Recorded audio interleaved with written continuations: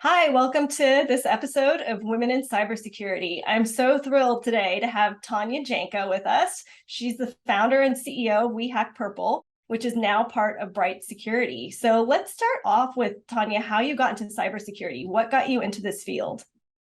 I think I got into it by accident. I actually started in cybersecurity in 2007 and then left in 2008 because I did counterterrorism activities, which were really scary. So I left and went back to being a software developer. But then in 2013, I met this cool guy, and he was in a band, and I am in a band, but he was Oh, love also it. a penetration tester. And so we became friends at work because we both loved music and both played instruments and would play in bars all the time. But then he's like, you would be an amazing pen tester. He mentored me for a year and a half and gave me my first contract and helped me find my first full-time job. It sounds weird, but it all started with me playing guitar and someone else that played keyboards. I love it. I am also a musician and guitarist. I've got stuff in the background that's blurred out, but we will have to talk about that another time. Can you tell me about whether there were things in your schooling and your education that really helped shape your direction of where you went? Both my aunts and three of my five uncles and my dad are computer scientists. So I was programming in high school way before I went to college for computer science. So I don't know if that's the regular little girl experience to have like your uncle build you a computer that can talk to you or have them show you how to like write little scripts in DOS. I don't think that's the average little girl experience. Mhm. So tell me a little bit about that career journey from software development and then into AppSec and just becoming like a guru in AppSec.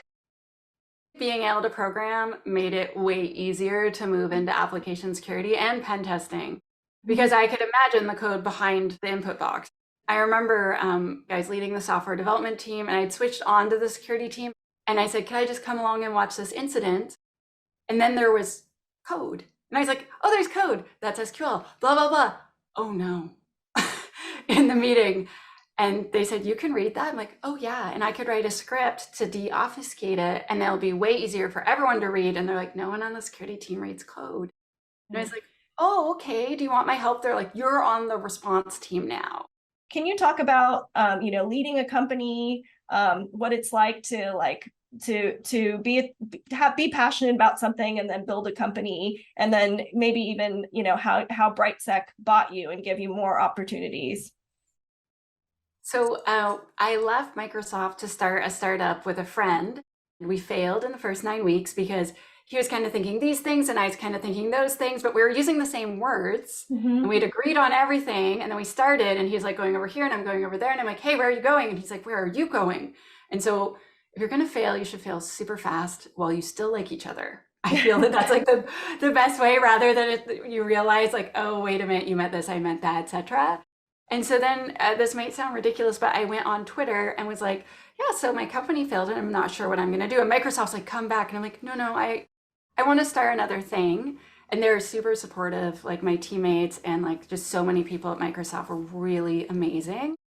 And so someone wrote me and they're like, hey, I have money. Will you come train my devs in security? And I was like, yeah, I'll be there. And then someone else said, I have money. Will you come train my devs? And people just kept saying that. Mm-hmm. And then I was like, oh, that is a job that I could have. And then I was like, how can I make this more affordable so that it's not so restrictive? Because the thing that I found really difficult in my career was switching from software development to security because there wasn't a clear course. And so when I started writing my first book, Alice and Bob Learn Application Security, my publisher said, what book would you wish you could have had when you started your journey? Write that. And I did. And Mm-hmm. so it was to help everyone start and help everyone like add stuff to their program. And then I started speaking at conferences so I could get in for free. And so I feel like this is a huge problem, like being able to afford to take training. And so I wanted to find ways where people could afford to do this. So I opened an online academy for individuals at prices where basically I would just break even. I wanted to be able to open doors for people. And so that's part of why I merged with Bright, was then I could open the door for literally everyone and cost was no longer a factor. And that's been really like seeing it change people's careers and lives for the better has been really a wonderful experience. Thanks again for being on the show. And thanks for those watching this episode of Women in Cybersecurity. We will share the information and resources in our blog post. And be sure to check out the full podcast because there's a lot more that we cover. Thanks for watching. We'll see you next time.